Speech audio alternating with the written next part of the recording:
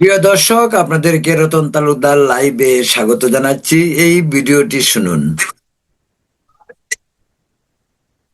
BSF দুইটা BSF এর লাশ চাই। ভারতে একটা সিভিলিয়ান যদি আমার মারে, তাহলে তুমি দুইটা তাদের কাকে মেরে দিবা? তাদের যে বর্ডারের গার্ড আছে বিএসএফ, দুইটা বিএসএফ এর লাশ চাই। ভারতে একটা সিভিলিয়ান যদি আমার মারে, তাহলে তুমি দুইটা তাদের কাকে মেরে দিবা? তাদের যে বর্ডারের গার্ড আছে বিএসএফ, দুইটা বিএসএফ এর লাশ চাই। প্রিয় দর্শক, আপনারা শুনলেন, লোকটাকে চিনতে পারছেন? আরে ভাই, বাংলাদেশে এখন সে ফাটাফাটি অবস্থা। টক শোতে তাকে প্রতিদিন দেখা যায়। নিশ্চয়ই চিনতে পারছেন, আপনারা চিনতে পারবেন বোধহয়। না চেনার কারণ নেই, যে তার এই যে দেখুন তার ছবিটা, ওই হলো ব্যারিস্টার শাহরিয়ার। উনি ব্যারিস্টার, কিন্তু লন্ডনে পড়াশোনা করে আসছে। তিনি কি বলছেন? ভারতের বিএসএফ কে গিয়ে মেরে ফেলা। আমাদের যদি একজন মারে, তা দুজন বিএসএফ কে মেরে ফেলা। খুব ভালো কথা।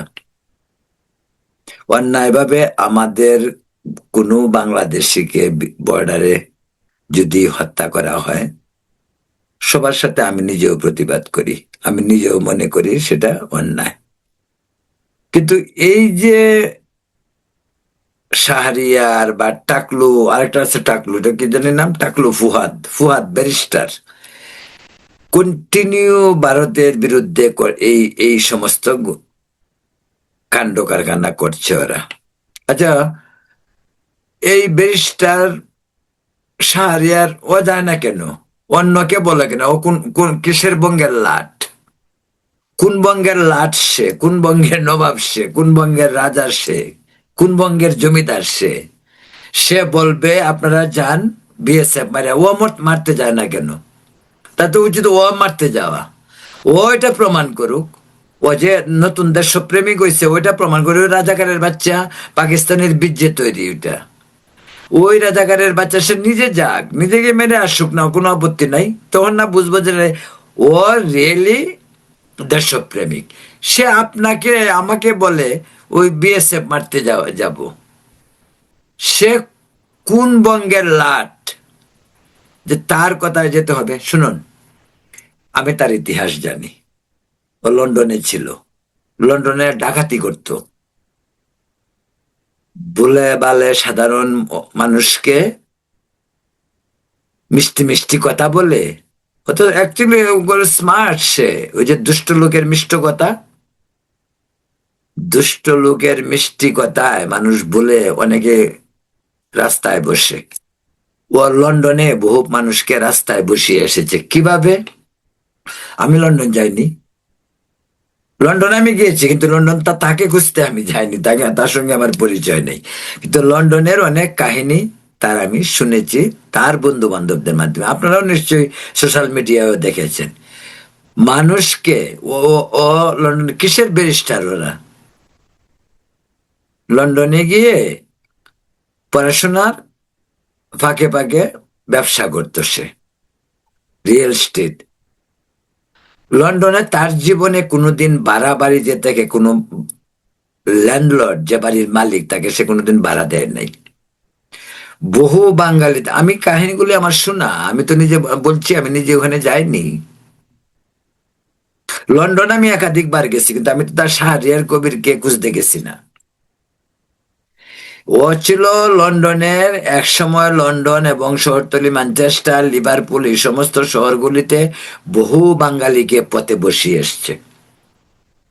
বহু ডাকাতি বললাম এই কারণেই, ভাই, আপনার সঙ্গে আমার খাতির, আমাকে নয় ছয় বুঝিয়ে যখন আপনি আমাকে সর্বশান্ত করবেন, এটাও এক ধরনের ডাকাতি। যাই হোক, হঠাৎ এই 24-এর বিপ্লব, তারপরে অনেকদিন তার কোনো পাত্তা ছিল না। ব্যারিস্টার ফুয়াদ এবি পার্টি, তাকে দেখা গেছে, ওই ওই ডাকাতকে দেখা গেছে। কিন্তু ও হঠাৎ করে গত 1 বছর যাবৎ ডাকাত হাজির হয়েছে, এবং আমাদের জাতীয় টেলিভিশনগুলিতে টকশো। ভাই ঠিক আছে, আপনি টকশো করেন, টকশো করতে চান, সে তো জামাতের রিক্রুট, জামাতের ইলেকশনে পয়সা দিছে দেখছেন? দেখছেন মানুষকে পয়সা গুজে গুজে দেয়া ইলেকশনের আগে? এই জামাতি, এই রাজাকারের বাচ্চা, এই পাকিস্তানের প্রজন্ম, পাকিস্তানের বীর্যে তৈরি, সে কথাবার্তা বলে কোনো হিসাব নেই। মানে পৃথিবীতে তার আর কার কাছে জবাবদিহি করতে হবে না, তার ভাব কানা এরকম ভুল ভাল তত্ত্ব, ইতিহাস বিকৃত করে। কি ধরনের কাজ করে দেখুন। ওই আমি কথা বললাম না, ওই পুরা কথা সে কোট করবে না, ওইখান থেকে সেটা খুঁজে বের করবে কোনটা নেগেটিভ, ওইটাকে কেটে ওইটা দেশে প্রচার শুরু, ইতিহাস গাঁটা শুরু করছে সেই রকম ভাবেই। আমি তো মনে করি সে খুব ভাগ্যবান। এবং আমি তো আরেকটা জিনিস মনে করি যে আওয়ামী লীগের আমলে তো সে তো কিভাবে বেঁচে গেল, বেঁচে গেল এইভাবে যে তখন আবার আওয়ামী লীগ দান্দা করছে। আপনারা খোঁজ খবর নিয়ে দেখেন, তখন সে আবার আওয়ামী লীগের দান্দা করছে। সুপ্রিম কোর্টে আইনজীবী ছিল, তো হাইকোর্টের আইনজীবী ছিল, ওইখানে সে এই আওয়ামী লীগের সঙ্গে অ্যাডজাস্ট করে সে চলছে। না হয় জানে যে সে পিটা খেত, স্বাভাবিক। আওয়ামী লীগ চলে গেল, সে তো সিংহের মতো গর্জে উঠলো। আর আমাদের দেশে যে বলে না, যে দেশে সন্দেশ নেই সে দেশে বুট আর কালাই সন্দেশ। তো এখন আমাদের দেশে সন্দেশ নাই, তেমন তো তার মতন উচ্ছিষ্ট বুট কালাই সন্দেশ, তাই তো। এত ভারত, ঠিক আছে ভারত বিরোধিতা করো, ভারত বিরোধিতা আমাদের দেশের প্রতিটি নাগরিকের ভারত বিরোধিতা করার, ভারতের পক্ষে বলার, ভারতের বিপক্ষে বলার অধিকার রয়েছে সকলের, যদি গণতান্ত্রিক পরিবেশকে আপনি সম্মান করেন, যদি গণতন্ত্রকে লালন করেন, তাহলে ভারত, আমেরিকা, আমেরিকার এই তো কুরবানির ঈদ গেল, ওখানে গিয়ে মহিষের নাম ডোনাল্ড ট্রাম্প করা হয়নি, কুরবানিটা বেচার আগে দিতে পারলো না, দিলে আমার মনে হয় ভালোই হতো, তা জিনিসটা শেষ হয়ে যাইতো। কিন্তু এই ডোনাল্ড ট্রাম্পের বয়স শেষ পর্যন্ত সালাউদ্দিন সাহেব একটা ডিসিশন নিল, চিড়িয়াখানায়, বেচারা চিড়িয়াখানায় নিয়ে এই মহিষটাকে বরং শাস্তি দেওয়া হচ্ছে। যাই হোক, সেটা অন্য ইস্যু, সেটা পরবর্তীতে বলা যায়। আমাদের দেশের বহু টক শো লোকেরা, বহু সিনিয়র সাংবাদিকরা ওইটাকে বিশাল ডিপ্লোম্যাটিক মানে চাল, ডিপ্লোম্যাটিক বিজয়, এই সমস্ত অনেক কথা বলতেছে। মাসুদ কামালকেও দেখলাম বললো। মাসুদ কামাল আমার খুব প্রিয় ব্যক্তি, সে বদরুলের সাথে আমার পরিচয় নেই, কিন্তু তার ভিডিওগুলি আমি দেখি, তাকেও দেখলাম। এটা নাকি একটা বিশাল ডিপ্লোম্যাটিক বিজয় হয়ে গেছে আওয়ামী লীগের, মানে ইয়ের, বিএনপির। এই হলো বাংলাদেশের। তুষার একজন আছে ডাক্তার, তার, সেও আমার প্রিয় ব্যক্তি, তার ভিডিওগুলি আমি শুনি, কিন্তু মাঝে মাঝে এত ব্যালেন্স। ওই শাহরিয়ার কবির বলতেছে আপনাকে আমি খুব পছন্দ করি, আবার তার বিরোধিতাও করতেছে। পছন্দ, বিরোধিতা করার সময় আবার পছন্দটা কিসের? আপনি যদি তার বিরোধিতাই করেন, সবকিছু মনে করেন সে রাজাকার, মুক্তিযুদ্ধের বিপক্ষে বলছে, আবার বলতেছেন আপনাকে আমার পছন্দ, এইগুলি হলো ব্যালেন্স। আমি বুঝি এটা পিঠের চামড়া বাঁচাতে হবে, তো না হলে মেরে ফেলবে। জামাতিরা কি করে? জামাতিদের কাজ হইলে কাজ, কাজ না হলে ফিনিতো। ফিনিতো মানে আমি স্প্যানিশ বলছি, মানে শেষ, আপনাকে দুনিয়া থেকে তুলে দেওয়া হবে, সে আপনি যেখানেই থাকেন। এবং এটা তারা করবে, এবং এটা তারা করে, এবং এটাতে তারা খুব পারদর্শী। যাই হোক, এই আধিপত্যবাদের বিরুদ্ধে, ভারতের বিরুদ্ধে কত কথা আছে, ও যায় না কেন ওইখানে? ও যাক না বর্ডার পর্যন্ত। আমি তো শাহরিয়ার কবিরকে বলি, ব্যারিস্টার সাহেব আপনি বর্ডার পর্যন্ত যান, এমনিতে তো আপনার তাল পাতার সিপাই। আমাদের মামের সিংহে বললে যে হ্যাংলা পাতলা হলে মনে হয় তাল পাতার সিপাই, মানে একটু জুড়ে বাতাস আসলে পড়ে যাবে, তা তোর শরীরে এমনিতেই কিছু নাই। এরপরে সে আবার ভারতের বিরুদ্ধে, মুক্তিযুদ্ধের বিরুদ্ধে, আওয়ামী লীগের বিরুদ্ধে, বিএনপির বিরুদ্ধে গলা ফাটায় চিৎকার করে। তো ও ও যে কতটুকু হালকা, কতটুকু বেয়াদব, কতটুক বাজে তার অ্যাপিয়ারেন্সই বোঝা যায়, কথাবার্তাতেই বোঝা যায়। তাকে নিয়ে যারা মজা করতে চায় তারাও তার মতো পাগল এক, অথবা হইতে পারে তারা নিয়ে মজা করে। মানে আমি জানি না একটু শাহরিয়ার সাহেব বুঝে কিনা। ও তো আসলে একটি নরকের কীট। ও নিজেও জানে না ও যে কথা বলে কি বলে বা কি বলতে চায়, সবকিছু গুলপাকিয়ে ফেলে। প্রিয় দর্শক, ভারতের আধিপত্য বিরুদ্ধে আপনি সারাদিন বলেন, নো প্রবলেম। ভারত কোথায় কোন আধিপত্য বিস্তার করছে তাও আপনি জানি না।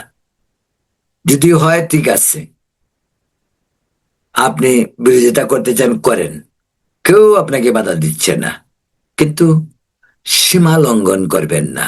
সীমা লঙ্ঘনের পরিণতি কি হয়, ওই শেখ হাসিনাই তো সবচেয়ে বড় উদাহরণ। একটি দলের একটি নেত্রীর অতি বাড়াবাড়ি, অতি সীমা লঙ্ঘনের কারণে আজকে তার ইতিহাস ঐতিহ্য ধূলিসাৎ। বঙ্গবন্ধু বঙ্গবন্ধুর জন্য নয়, শেখ হাসিনার 17 বছরের অপকর্মের কারণে বঙ্গবন্ধুর স্মৃতি আজ ধুলায় লিণ্ডিত। কিন্তু এই বঙ্গবন্ধু ফিরে আসবে। শাহরিয়ার কবিররা আপনারা চিন্তা করবেন না। বঙ্গবন্ধু এই বাংলাদেশের আকাশের ধ্রুবতারা। ওই যে আমার পিছনে দেখছেন কত তারা, এইরকম বঙ্গবন্ধু হাজারো তারার মাঝে সবচেয়ে উজ্জ্বল তারা। সে ফিরে আসবে। আপনি শাহরিয়ার কবির, আপনি নরকের কীট, দুজকের কীট, আপনি ওই দুজকেই হবে আপনার জন্য সবচেয়ে নিরাপদ স্থান। তা না হলে এত জঘন্য মানুষ হইতে পারে, শিক্ষিত মানুষ, লন্ডনে ছিল, পড়াশোনা করছে, মানে ব্যারিস্টার হয়েছে, মানুষটা নাকে মুখে কথা বলে, মানুষটা অনর্গল মিথ্যা কথা বলতেছে, অনর্গল ইতিহাস বিকৃতি করতে, অনর্গল কথাবার্তা উল্টাপাল্টা করতেছে, অনর্গল রং ইনফরমেশন দিচ্ছে, একটি সত্য কথাও সে বলে না। সে সারাক্ষণ মুক্তিযুদ্ধের বিপক্ষে, ভারতের বিরুদ্ধে, শেখ হাসিনার বিরুদ্ধে, তারেক জিয়ার বিরুদ্ধে, বিএনপির বিরুদ্ধে, আসিফ নজরুল। তা আসিফ নজরুলের ধরে না কেন গিয়ে? আসিফ নজরুল তো তার বাবা ছিল, ইউনুস তাদের বাবা ছিল, তখন ইউনুসকে ধরল না কেন? প্রিয় দর্শক, আমি আমার মুখ দিয়ে গালি আসে না, গালি আমি দিতেও চাই না। এইভাবে এরকম পরিবেশ, এরকম পরিবার থেকেও আমি আসিনি। তো মাঝে মাঝে খুব ওদের সীমা লঙ্ঘন দেখে মাঝে মাঝে আমাদের ঘৃণা হয় তাদের প্রতি। সেই ঘৃণার থেকে অনেক কিছু বলতে ইচ্ছা করে, তবু বলতে পারি না। এই শাহরিয়ার কবিরের লন্ডনের ইতিহাস আপনাদেরকে বললাম, তার বন্ধু বান্ধবের কাছ থেকেও জেনে নেবেন। সোশ্যাল মিডিয়াতে বহুদিন তার নিয়ে কথাবার্তা হয়েছে, এর আগে নিশ্চয়ই আপনারা দেখেছেন। এখন সে বাংলাদেশে বিরাট টক শো, টকার। আর টেলিভিশনগুলি তারা আনে কেন? ওই যে পাগল ছাগল কথা বললে কিছু ভিউয়ার বাড়ে, আর অশিক্ষিত অর্ধশিক্ষিত লোকজন আছে। আজকাল টেলিভিশন তো বাংলাদেশের কেউ দেখেন না, এই টকশো গুলি দেখে এই সমস্ত পাগল ছাগল যখন টকশোতে কথা বলে। এই যে ব্যারিস্টার ফুয়াদ, এই যে সে শাহরিয়ার কবির, এরা যখন কথা বলে তখন মানুষের শুনে। আর আমাদের কিছু কিছু বেশি উদার আছে, ওরা ব্যালেন্স করে করে কথা বলে। এই যে মাসুদ কামাল, এই ধরেন তুষার, আব্দুল নূর তুষার, দেখবেন কথা বলবে, ফাঁকে ফাঁকে আবার তাদেরকে ব্যালেন্স করে, কারণ ভয় আছে মনে, এখন মেরে ফেলে যদি। আমি বুঝি না এই সমস্ত ডাক্তার, ও তো বিতর্ক করতে হবে, ঠিক আছে ফাইন। এই সমস্ত ডাক্তারদের টকশো করার দরকারটা কি? আব্দুল নূর তুষার তো ডাক্তার, তাই না? তো ও ডাক্তারি করে না কেন? ওর কি দরকার পড়ছে এখানে বক বক করা টেলিভিশনে গিয়ে? আসলে বাংলাদেশের অধিকাংশ ডাক্তার, এটা নিয়ে আমি পরে একটা ভিডিও করব। এইগুলি বাংলাদেশের ডাক্তার রুগী মারার ডাক্তার, মানুষকে সুস্থ করার ডাক্তার না ওরা। এই জন্য অন্যান্য পদ্ধতি আরেকটা বিএনপির চামচামি করতে করতে এখন গিয়ে বিএনপির তত্ত্ব উপদেষ্টা হয়েছে জাহিদ টক্স, ওই জাহিদ দেখলেন। তো এগুলি হয়, করার কিছু নাই। হয় এগুলি, কারণ চামচামি তো সামঞ্জস্য বেশি করবে তো তো হবে সমস্ত সব। এক পক্ষ আওয়ামী লীগের চামচামি, আওয়ামী লীগের দান্দাবাজি করলো যখন আওয়ামী লীগ ক্ষমতায় ছিল। এখন বিএনপি আসছে আরেক পক্ষ, সাংবাদিকরা তো এই সাংবাদিকতা কি আছে এখন, আগের সেই সাংবাদিকতাও নেই, সে বলে না সেই রামও নেই সেই অযোধ্যাও নেই, এরকম অবস্থা আর কি। এই যে সাংবাদিক যেগুলো ডাকার সব ভণ্ড ধান্দাবাজ। না হয় সাহারি আর টাকলু ফুয়াদ এদেরকে নিয়ে টাকসু করতে হয়, ওরা কি বলে, এদের বলা, এদের কথা এই সমাজ এই প্রজন্মের জন্য কি উপকারে আসতেছে। যে টাকলা ফুয়াদ পতিতা নিয়ে না আরো কারো অন্য কারো বউ ভাগাইয়ে নিয়ে হোটেলে যায়, সে আবার বড় বড় কথা বলে, মানুষ আবার এগুলি নাকি শুনে। ওটা ওই কয়েক মাস আগের ঘটনা। জামাত, আসলে জামাত এবি পার্টি নাম দিয়ে দান্দা করতেছে, আসলে তো তারা জামাত ভোট করতে গেছিল। আর আসলে ভোট যদি জামাত থেকেও টিকিট দাঁড়িপাল্লা টিকিট নিল বোধহয় আর কিছু ভোট বেশি পাইতো বাবুগঞ্জে, বরিশালের ওখানে পিটাটি টাকায় আসছে, সারাক্ষণ চিৎকার করতেছে। এগুলির জন্য আমি তো বলি যে আমাদের জাতীয় টিভি গুলির এগুলির ভিউ, টেলিভিশন কেউ দেখে না, মানুষে ভারতীয় টিভি দেখে, বা বাংলাদেশের মানুষ ভারতের বিরোধিতা করবে, সবকিছু করবে, তারপরেও ভারতের টিভি দেখবে, ভারতের খাবে, ভারতের পড়বে, সব করবে। এটাই আমাদের ন্যাশনাল চরিত্র হয়ে দাঁড়াইছে। ঢাকা না দিল্লি, ঢাকা ঢাকা, আসলে মনের ভিতরে ঢাকা না দিল্লি, দিল্লি দিল্লি। এটাই হলো আমাদের হিপোক্রেসি, ডাবল ফেস, যেভাবেই বলুন। প্রিয় দর্শক, এখন এ পর্যন্তই। পরবর্তীতে অন্য ইস্যু নিয়ে কথা বলবো। ভালো থাকুন, সুস্থ থাকুন, নিরাপদ থাকুন।